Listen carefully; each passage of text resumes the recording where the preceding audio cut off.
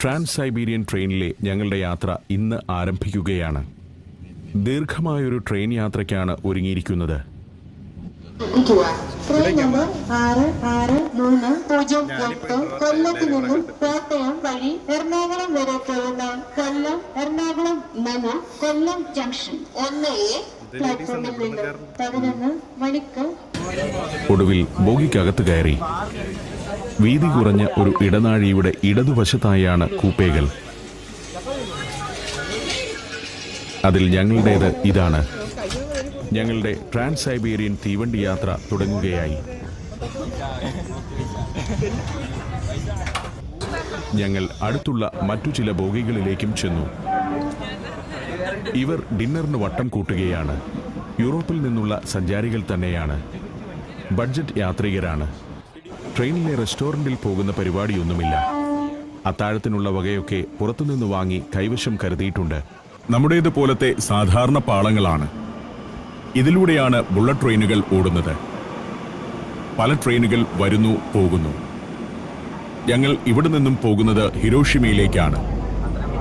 1 മണിക്കൂറോളം കാത്തിരിക്കണം. സംഘത്തിലുള്ള എല്ലാവരും ട്രെയിൻ കണ്ടങ്ങനെ ഇരിക്കുന്നു. ചോറും ചപ്പാത്തിയും വെജിറ്റബിൾ നോൺ വെജ് വിഭവങ്ങളൊക്കെയുള്ള തനി ഇന്ത്യൻ ഡിന്നർ. ഇത്തരം യാത്രയിൽ 4 ദിവസം കൂടുമ്പോൾ ഇന്ത്യൻ ഫുഡ് കിട്ടിയാൽ എല്ലാവരും വലിയ ഹാപ്പിയാണ്.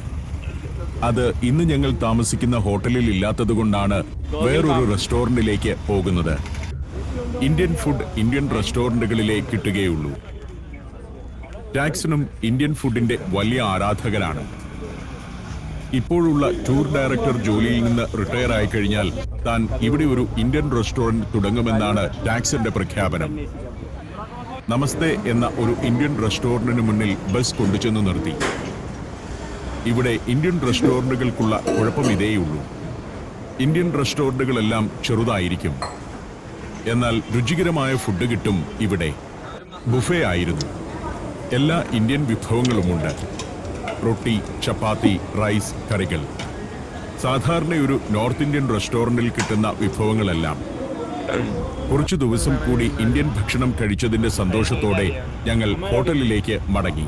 സഞ്ചാരം തിങ്കൾ മുതൽ വെള്ളി വരെ രാത്രി 9:30-നും 10 മണിക്കും.